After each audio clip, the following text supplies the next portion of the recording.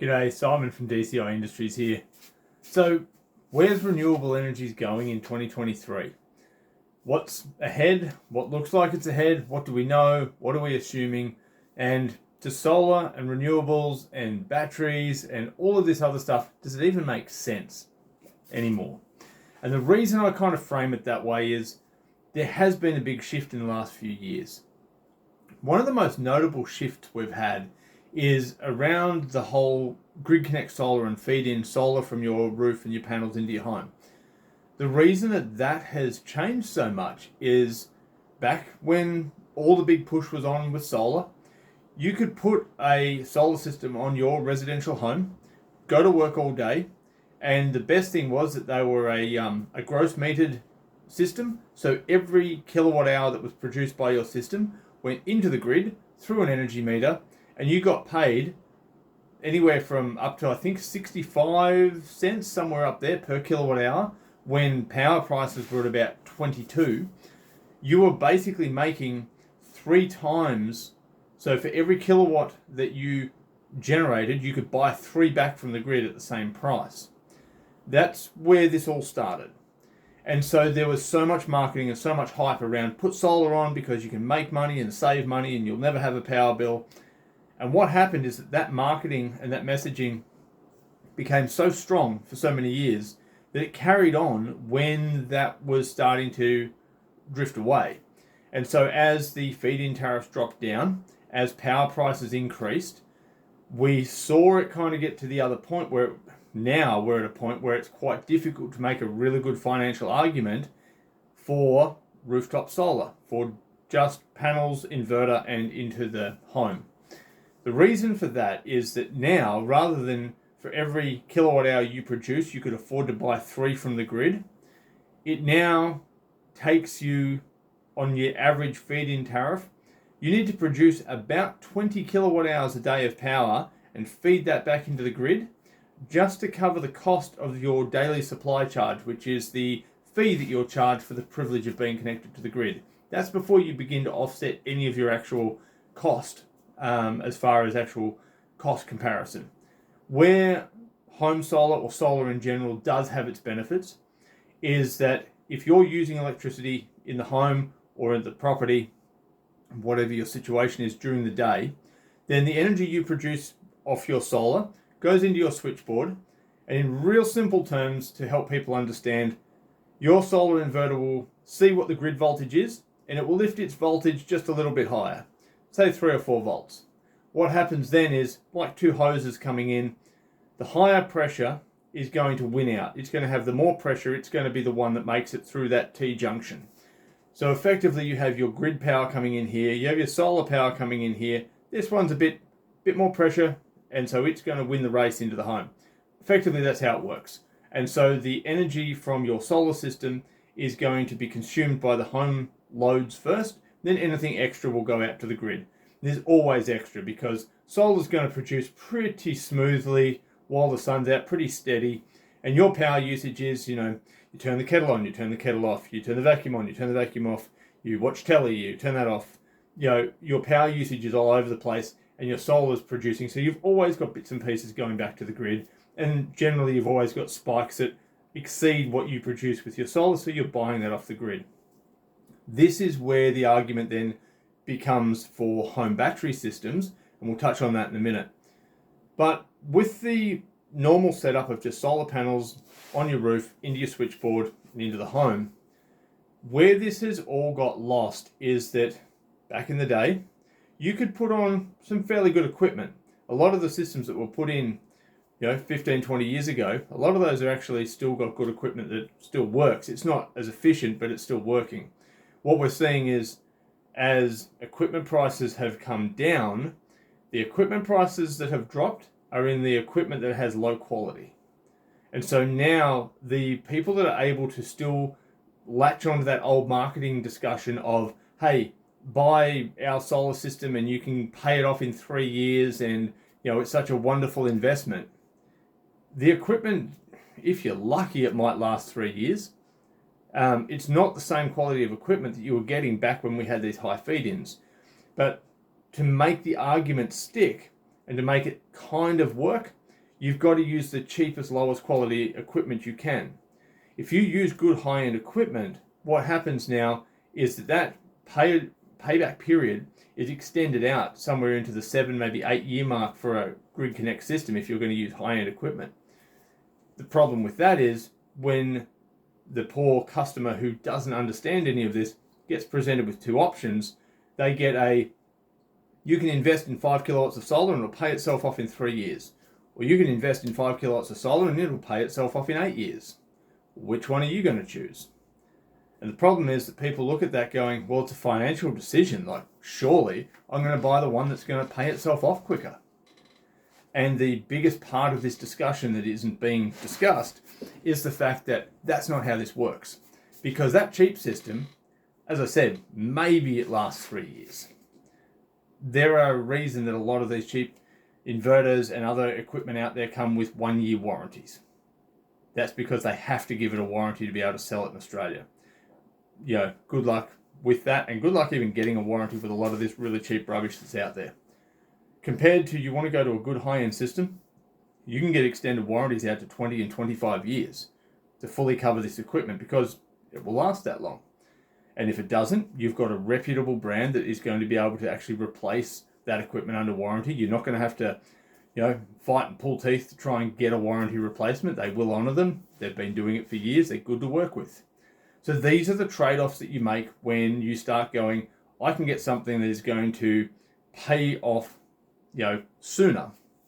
So on that cheap system, let's say you've got something and it kind of lasts for 3 years or 4 years.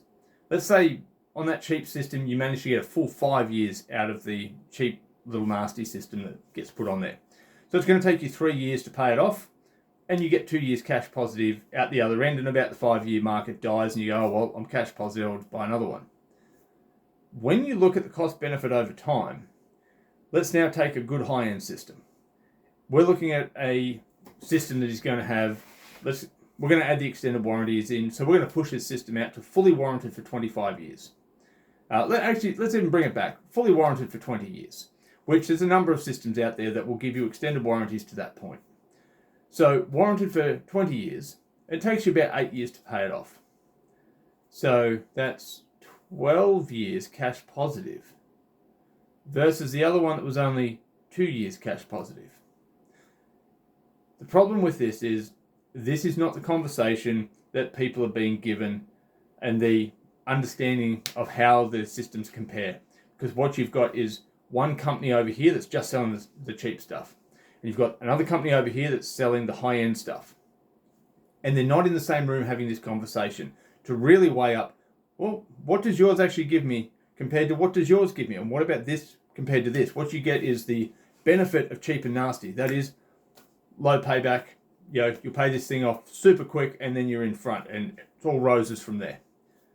And the guy who's selling the high quality gear is saying, you're not going to have a problem with this system for the next 20 years, like hassle-free, but it is going to take you 8 years to hit that cost zero point. And so you're left with this conundrum of going, well, the cost seems to be in favour of the cheap system. But if it's extrapolated out over time, even if you got to the end of your 20 years and every 5 years you replace this cheap system, and it costs you the same in the equipment cost as what it costs to do the expensive system, then the half-rational argument is, well, what does it matter? I'm going to get to the end of my 20 years. I'm still going to have spent the same amount on the equipment. So what do I care? What people miss in that discussion is there is the labour cost of removing the old system and installing that new system, or the componentry, or the downtime while you wait for warranty on that cheap system. There's nothing actually positive about putting in a cheap system. The environmental impact of using cheap solar equipment because of its cheap price point is also horrendous.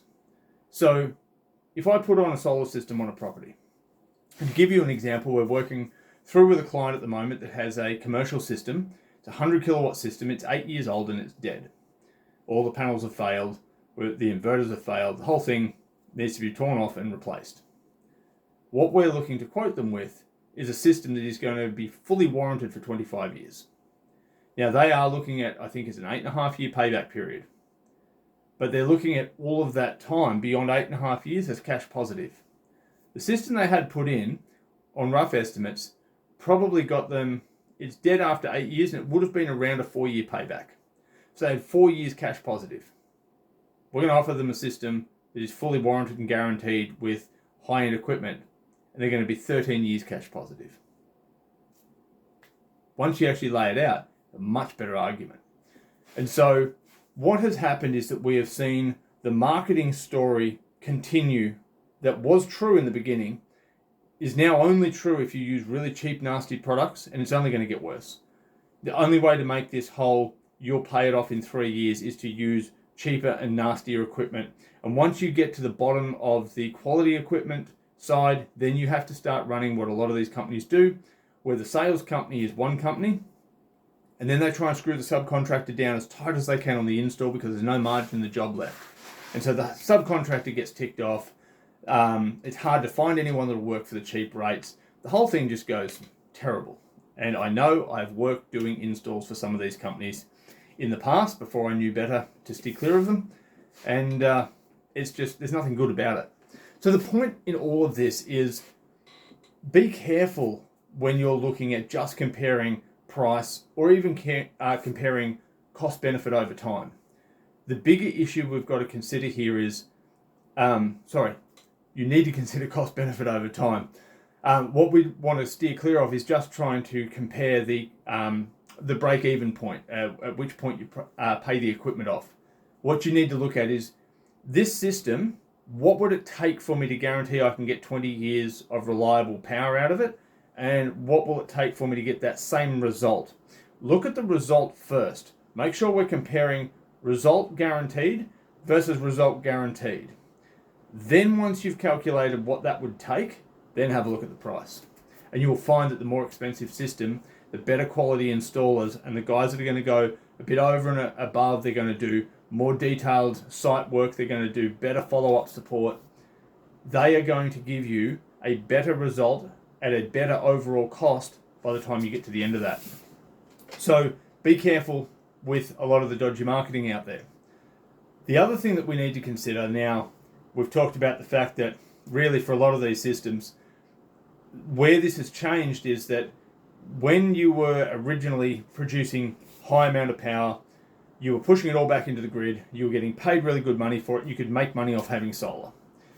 Now what we've got is net metered, which means you push the power into your home, and the idea is that you use the power rather than buying it from the grid, and just a little bit of excess is what's going to go back to the grid. Where we're at now is that you've got to push so much excess back to the grid to make up for things like your daily supply charge, your nighttime usage, all the rest, that your daytime solar is primarily going back to the grid for next to nothing. And you're really not getting any cost benefit out of it, and you're really not getting much offset benefit out of it because you're at work all day and you use very little actual electricity during the day. Especially in winter, you get home, it's dark, and then you start cooking dinner. And so this is where, again, a cost benefit analysis over time does make sense to start looking at hybrid systems and home batteries where you're able to store that extra energy that you produce during the day so that you can offset your usage in the evening. There's another major advantage with the modern hybrid systems, and that is the backup power supply that most of them will give you, which means if the power drops out, which even locally here is normally pretty stable power, we've had a couple of power outages in the last couple of weeks, it means for those couple of hours that there's no power anywhere, your power keeps working. You can keep the lights on, you can keep the fridge going, the freezer going. You can set these up, you're working with your electrician, and they can actually select which circuits are going to be backed up with this backup power supply. And it gives you the ability to make sure that you can stay powered up even when the grid goes down. Now, that one right there leads me into the whole other aspect. And this is speculation. I'll say very openly this is speculation, but looking at trends, looking at where things are going, and looking at what I know from over a decade of experience in both the electrical and solar industries, what we're seeing is this big push. And as much as I worked in the renewable energy industry, there is very much a political push for this green agenda. And in fact, unfortunately, a lot of it is devoid of facts. The issue we've got is that we have a political agenda for this green revolution, which isn't actually green. Very quick summary. When you consider how much effort it takes and the atrocious conditions that the human beings that do the work to mine the materials, pull it out of the ground, then refine it, then work, produce the silicon cells, the battery modules, the everything else, which we in the West then go, cool, we'll import these pre-made green products. And if you'll notice, the language is starting to change. We now call it zero emissions, because we can't say it's zero carbon or zero pollution or anything like that, because it's a horrendous amount of pollution and carbon and everything else that's being produced, because it's got to be mined and refined and then produced into all these goods. Then it gets shipped to us and we go, oh, zero emissions. There's no exhaust fumes from an electric vehicle. It's like, no, but the amount of effort it took for you to make a battery, with all of the chemical processing, all of the mining, all of the everything, when we could do either aluminium or we could do steel, like cast steel engine blocks for an internal combustion engine, 1,000,000 times more efficiently and less dirty than doing a lithium battery for a vehicle. It's just straight manufacturing. And so when you actually consider the amount of emissions that go into producing zero emission vehicles versus the traditional way that we're doing it, all we're doing is shifting where the emissions and where the pollution occurs. But because of this agenda, we are seeing a huge push into especially the electric vehicle area. We're looking at doing silly things like destroying coal-fired power plants and turning them off before we have any real solution. If you live in a major city in Australia, you've probably already seen and heard the whispers on the telly and the announcements on the telly. Middle of summer, when we've got these heat waves going through the cities, and there'll be a broadcast go out saying, please limit the use of air conditioners and don't charge electric vehicles because it's putting too much load on the grid. How are we going to fix that? And for anybody who jumps in, and I work in the solar industry, this is our bread and butter. Solar is not going to fix this. The amount that solar actually can do in this particular argument is very small. There are ways we could do renewable energy systems that would solve this problem, but they're not aligned with the political agenda, so they're not going to see the light of day. So what this means is that we are going to see a bigger and bigger push for electric vehicles, which means that energy has to come from somewhere. Where are we charging the electric vehicles from? Well, from the grid. Well, what powers our electricity grid? Primarily coal. So what do we do if we start shutting the coal-fired power plants down that can produce, gigawatts of electricity? And we're going to replace it with a few houses with some solar panels and a home battery. To give you a rough idea, a Tesla Model S, I think, comes with the options of a 90 and 120 kilowatt hour battery bank. The average home uses around 35 kilowatt hours a day. So if your Tesla rocks up at your house and it's low on battery, and you've got to drive somewhere, a few hundred kilometers away, you're going to 2/3 charge that vehicle before you leave the next day. So at night, while you're asleep, you're going to charge your electric vehicle while the solar is not charging because the sun's not out. So where is that power coming from that you're drawing? To give you a rough idea, a home battery system, after all your inverter, just the battery cost, you're looking at about $1,000 a kilowatt hour for batteries, for lithium battery, home battery storage. So if you want enough home battery storage so you could generate your own electricity and store it in a battery just to transfer it to your vehicle's battery at night when you get home from work, which you've got to plug in and do a trip tomorrow, 90 kilowatt hours, it's $90,000 worth of home battery you need to put in just so you can have enough to charge your car from empty to full. So I don't see that being in too many people's budgets. So it means people are going to charge off the grid. So we're going to have these spikes now happen on the grid at about 5 or 6 o'clock when everyone gets home from work in their new electric vehicles.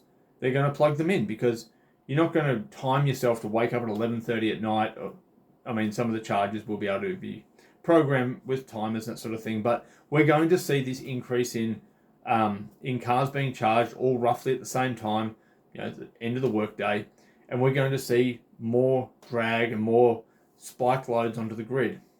What's that going to do to the grid? Most likely, and again, as I said, this is my theory, this progression is going to lead to more and more grid outages. We're going to see more and more equipment, like on the grid infrastructure side, fail. And little old you sitting at home going, well, I changed to LED lights and I got my electric vehicle, but now my lights won't turn on and I can't charge my car. So now what do you do? So I think a little bit like when we went from incandescent light globes to the first of the compact fluorescent. It was a nice idea. I understand the idea behind it. What happened is that we went and shifted to compact fluorescent before they'd really developed it into a decent light globe. So we got rid of really good working light globes and got these really dull, horrible things. Then we jumped into the early realms of LED, and I remember trying to import them from overseas because you couldn't get a good one in Australia. And we just couldn't get anything that threw decent light. Everyone's screaming going, why did we get rid of the good light globes before we had a good replacement? We got rid of the good ones and we got really poor ones. Now, yes, they got better over time. And part of that, I will admit, is because they were forced to, because we didn't have another option. We had to get better at LED. Yes, batteries will get better. Yes, other technologies will come along in time. But at the rate that governments are pushing to do this whole swap to electric vehicle, and I just want to put a caveat on there too. I'm not against electric vehicles. I think they have a really good place, especially from a commuter point of view, where you're going between point A and point B, well within the range of the vehicle. I don't personally really like the idea of a vehicle that doesn't have an engine noise, but that's me. But I certainly see the use for it. The ability of the power output of an electric vehicle versus internal combustion. It's why the Tesla and other electric vehicles have such incredible 0 to 60 speeds, because they can put power to the ground better, more efficiently. They are a good technology. The problem is that we're kind of taking a good technology and forcing it into a situation where it's not quite ready to fit. If you just let free market catch up, we'll get other electric vehicle manufacturers come along as the demand naturally increases. When you force it, unfortunately, the people that force it don't tend to, history would say, have enough foresight to see all the other little issues that they're causing along the way. Like forcing everyone to go to an electric vehicle and then realizing that they turned off all the coal-fired power plants and they don't have a good replacement, and now half the country's in constant blackouts. So these are the things that we aim to be keeping on the pulse of, watching what is happening. And this is where the discussion around being able to provide both hybrid solar systems, which allow you to store your excess and use it later and have a little bit of battery backup, right through to complete off-grid standalone systems, which can function grid connect. But then if the grid goes down, you have a fully autonomous, full functioning off-grid system that can run. We can design them to run your home. We can design them to run your business. Depending on how deep your pockets are, we'll run a suburb off them. It's doable off the technology we have. The thing is that people need to start considering a little bit more than just trying to save $1 or $2. And if you're going to invest money into solar, look at what might be coming down the pipeline and the things that you could do to sort of safeguard yourself now, using the best of the technology that we've got available. And using that, working with somebody who understands what's going on, who knows, part of the element that makes a good solar electrician or a good business that works with solar is being able to advise you on the sorts of things that you may need to consider when you're looking at your system. Allowing things, we had a customer just recently, they're looking at an off-grid system, they also have an electric vehicle, and they want to look at, well, how could we tie the two in? I said, well, sure, we can actually set it up so that when your battery is basically full, it will then start diverting anything above a certain set point over to your electric vehicle charger. So you can have your system, especially in summer where, especially off-grid, you're designing it to be able to provide enough power for you in winter. In summer, you've got all this extra power that you've got. And so why not drive home on an almost empty electric vehicle, plug it in, and let it charge up during the day? This works for this particular customer. And they will be able to use their own solar panels to charge their vehicle. That works fine. Now, that's not a good solution for everybody, because if you work all day, you want to charge at night. Probably not a good idea at this stage, unless you've got very deep pockets, to be building an off-grid system that has enough home battery storage to charge your electric vehicle overnight so you can get to work in the morning. Because what you're doing here is buying 2 battery banks to do one job. That becomes very expensive.